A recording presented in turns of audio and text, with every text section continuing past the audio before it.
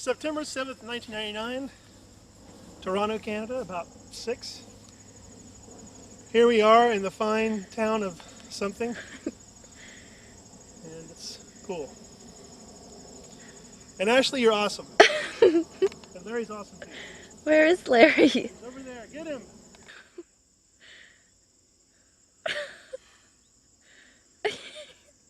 He's exhausted.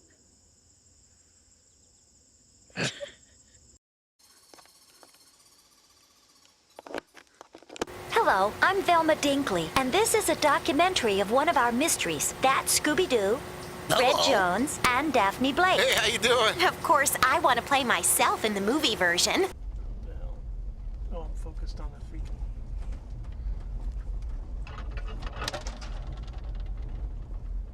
I like getting part of the movie. Alright, yeah, you're good. I like getting part of the steering wheel.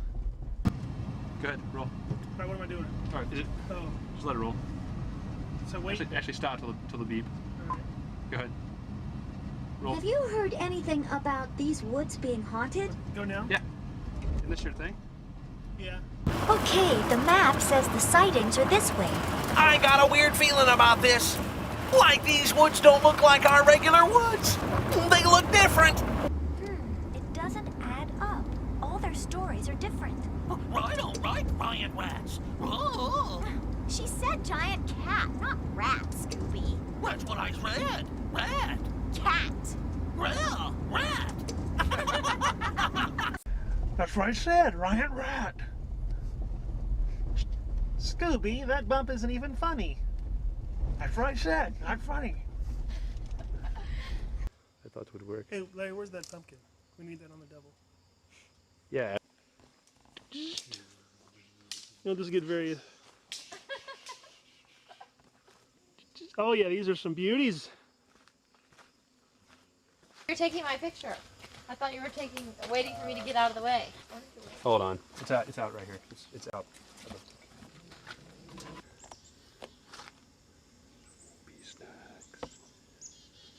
Scooby snacks. She has a line before they start saying bye, man, just to make sure we have enough space. Okay, I'm gonna walk it all the way back to where you guys are. Chris, do you want to say goodbye from Canada? Goodbye from Canada.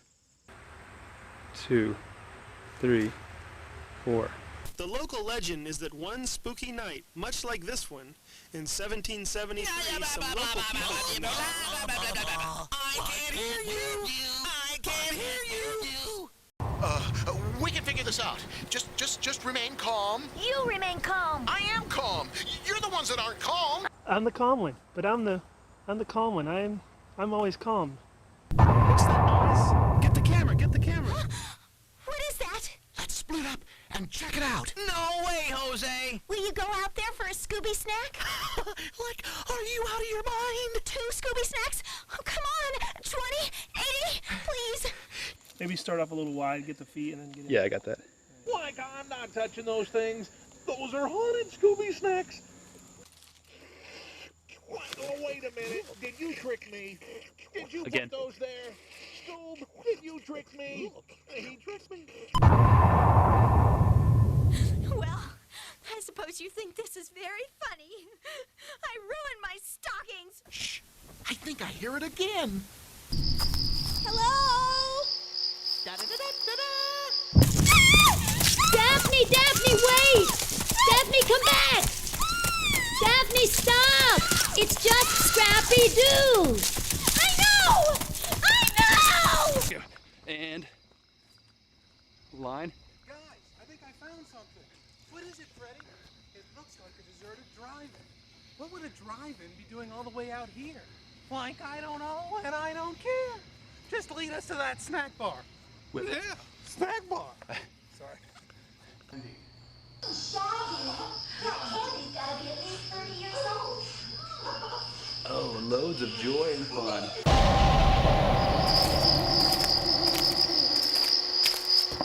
The noises are coming from this house. Like, let's go in the haunted house in the middle of the night. Now I know why you're the smart one. Hello? Hello? Hey, look, a radio. Maybe we're on the news. Like, oh no, not music. music? We always get chased when there's music. What'd I tell you? Oh, I hate this part with the doors.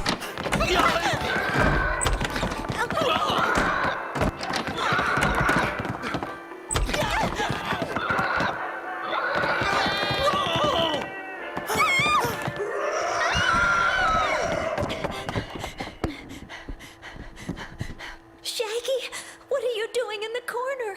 I'm scared, man. Like scared. Ruby van was found beside a dirt road. Search parties have spent several days searching the woods and found hundreds of Scooby snacks, but no trace of the teenage sleuth have been found. Approximately 1,400 hours, state and federal authorities uncovered a duffel bag in the woods. Said bag contains 24 hours of Scooby-Doo episodes. Which episodes? Like Spacey Space Kook or... Yes, all of them. Will you be releasing them to the public? We'll be showing them in a marathon type situation. Where are the kids? Do you know where I the can't kids discuss that at this time. You'll just have to watch the marathon. No more questions. Talk to the family.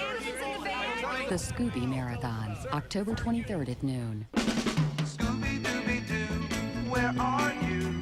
We got some work to do now. Scooby-Dooby-Doo, where are you? We need some help from you now.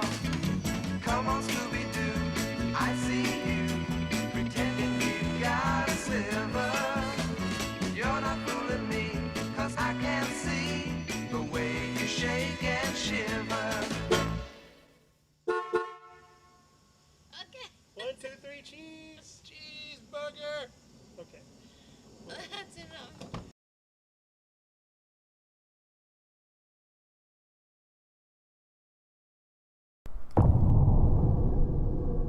Steve, you All lead this. right, there are 4 of us in the room. I'm Steve Patrick. Chris Kelly, alias Casper. I'm Ashley Nixon. And I'm Larry Morris. And we were the team. We originally had this idea before the Blair Witch even came out, and the original worry was, will people remember the movie enough to get the parody by the time the animation was done? Exactly. We actually had 3 different projects. Chris had one, Larry had one, and I had one. They were all different, separate Scooby projects for October, our big Halloween month, obviously. And it was one of those things where when we got the assignment, we were all supposed to come up with our own creative, and I was walking through the office at one point, and Larry and I were talking about seeing the Blair Witch trailer, which was coming out, and the buzz was big on that, and we said, wait a minute, that seems like a fit. Let's all just pool all of our resources together and put something together. That's my mom. I have to just throw that in real quick. But anyway, I just have to also talk about how by the time the animation was done, of course, there were a million Blair Witch parodies, and they were even parodying the parodies, and we really felt bad about that, but it's just the fact that animation takes so long that it put us behind the curve. But I think it resonated with people anyway, just because Scooby-Doo and Blair Witch execution is a natural fit. And I just want to say also, we did do this on a low budget. I painted those teeth. I did the makeup on that. It wasn't fun. And also... look in the mirror here. That's yes. what's Butch Siebert. Butch Siebert did that. Amazing job, our compositor here at Turner Studios. We basically gave him tracking points on all the stuff that we shot, and he just matched them perfectly and put the animation in. And we should talk about the van while it's rolling along here. We were in Canada, and actually, on a personal note, 4 days before my wedding, we had to fly to Canada to shoot the van because it lives in Los Angeles but goes on tour, and it was cheaper for us to go to Canada to shoot it than it was to bring the van here. And we were also concerned that if we went to LA after it, the woods wouldn't look the same as they do in Atlanta, But it which did. These are Atlanta woods. Leaf so. continuity. And one other thing I just want to jump back on the old woman is there was actually a much scarier take, but it was deemed too scary. So what you're seeing is the B take of that woman. This graveyard is actually in Smyrna, Georgia, And home of Julia Roberts. There you go. And it's actually in the front yard of a house I used to live in. We made, with the different styles that were in the original Blair Witch movie, we took made great efforts to duplicate both the black and white footage, and if you notice, and there'll be more footage later, with the film grain and scratches on the film, as well as the video looks. And actually, on an audio note, we did sweeten the sound effects. Are a little bit different on each if you pay close attention. You can hear a different camera whir when it's film, and then on video it's a different sound. And that's Michael Kohler. He just was awesome. Michael Kohler at Soapbox Studios, our audio engineer, and Roy Clements also did some work on this. It's probably about time that we mentioned Primal. Talk about Primal Screen. They did the animation for us, and definitely we had a not so big budget, so we had to utilize a lot of Illustrator files as well. I don't know. Or we would say, give us animation of someone from behind talking, and we would just reuse it and reconfigure it. A lot of mileage out of that. Or a walk flip it a different cycle. way, And just reuse whatever. it and reuse it. So instead of what we call lip flap, where you make the mouth move into different positions for what you're talking about, we would have what we call hand flap or run flap. Shoulder flap. Exactly. And a lot of using, just figuring out ways to have the characters speak off camera, either holding the camera or in the dark, and we got a lot of mileage out of that as well. And one thing I like is that the animation is still flat, just like the original series. We didn't modernize it. We kept that style, and yet we used shadow and blur to really put them in the setting. I really, really like that technique. It feels Hats very off to of Butch. the show, yeah.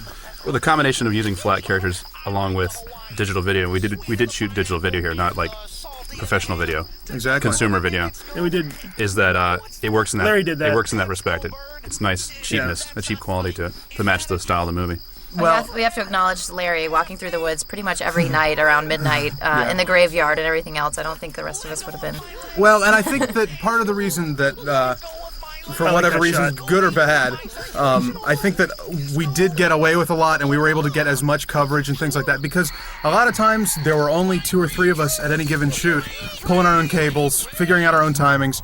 I think that this is a case where if we had had a big crew, it would have really stifled what we were able to do, because it would have been too glossy. Well, we couldn't pan around, especially this shot right here. I was panning around the woods, and I think Steve was here for this. That's right. And Steve would give me cues because this is his script. Yeah, this little section is part of mine. And I would shoot basically wild with Steve behind me. Just so we had 2 of us in the woods at my parents' with house. a pen light and a script going and falling into sinkholes and actually, and this is with Chris. Chris's hand actually reaches in and grabs these Scooby snacks, and we covered it with animation. There we go. That's actually Chris's hand. That's television magic. I'm famous. There it is again. Way to go, Chris. Those are dog treats. I didn't know that. Larry was also the props master among right. everything else. I really like this stuff where it starts to break down because we know the characters so well, but we've never seen them really bicker, and that's, to me, is a lot of fun. Yeah. Especially this one coming up about the try to look feminine. It's a golden line. I've been thinking it's the it for timing, a long though. time. Here's the timing. The slow burn. Yeah. I know. If we just Here's an example of no mouth. You can't see the mouth. And it's head flap. Exactly. Looking up, look down. But it contrasts the film very nicely. Yeah, it worked well. Exactly. Just like the film, they're getting lost in. Best prop in the whole dang thing. By Larry Morrison. Many hours on Photoshop. Cartoon footsteps in the ground. Butch putting all this stuff a together. lot of this Absolutely was, amazing. this will be easy for Butch to do, and Butch is like, guys. But he did it. It was amazing. Yeah. All this shaky camera. Well, and two, I really like on this one is a good example how we've got depth of field with the blur on Nice on Shaggy. Multiplaning there. I think we all learned a lot about flame and tracking points and movement and different things on this job that have carried over really well to other Oh, things. definitely. And we've actually used a lot of this animation later in other projects where if we need an extra character, we'll have, like Fred was in the big game. And Right. Actually, that animation right there. Very Peanut off. head. Yeah, let's say it. Very Most off-model off-model. shot.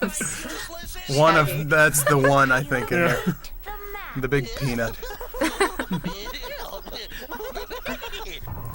And I think too, it was a lot of fun cutting the audio together because there's a lot to be said for overlapping the dialogue. A lot of times in the shows and a lot of cartoons, everybody waits for everybody else to speak, and it felt I love this a one lot breaking more out of real. character. Yeah. This little panic part.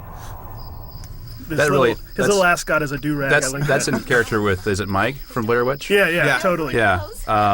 One thing that we actually got an email, and I was in contact with the guys who made Blair Witch, Dan Myrick and Eduardo Sanchez, and they actually really liked this spoof the best because it was so on base with the film and what the film was all about. Well, really, how many spoofs were there? I mean, there were MTV, so many. But each spoof made it fit, its own purpose. This is an amazing job by Butch Siebert. This is actually very early. Didn't we get this test pretty early in the process? We're like, whoa. Oh man, this is going to work. Yeah, the running stuff really made us feel Daphne's like... showing a little gam there. Woo! Hello! This is the house where I used to live, and the basement. It's a Bare Naked Ladies song. The basement frightened me just as much as the Blair Witch basement, so I thought it would be perfect. I'm opening the door. Very nice. Thanks. Coming up is the chase scene that's totally done in the. It's a Scooby-Doo cliche with the doors, yet it's totally done in the Blair Witch style. And I think it's a really nice mending, and also this music. And let's give Chris Kelly the due credit. He came up with this whole end section. That is absolutely. Oh, Larry brilliant. and Steve too. Totally. Can we say climax? Mercy. Right, and this is There we actually go. the scariest thing I think I've ever seen on our air, because it actually gets creepy at the end. You're going, oh, mercy, really? Opening and closing the door. I remember standing in this hallway, and Chris, Larry, and I are standing there just going, this won't work. Yes, it will. It'll work. No, it won't. It's not going to work. It's going to work. It's okay. Oh, yeah, here we go, yeah. What are you doing in the corner? Dear Lord, it's still creepy. This is the best though. Wait, right? Coming up.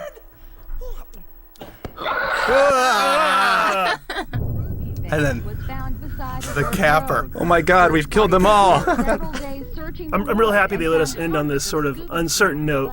Exactly. I mean, as far as spoofs go. The end. Or is it?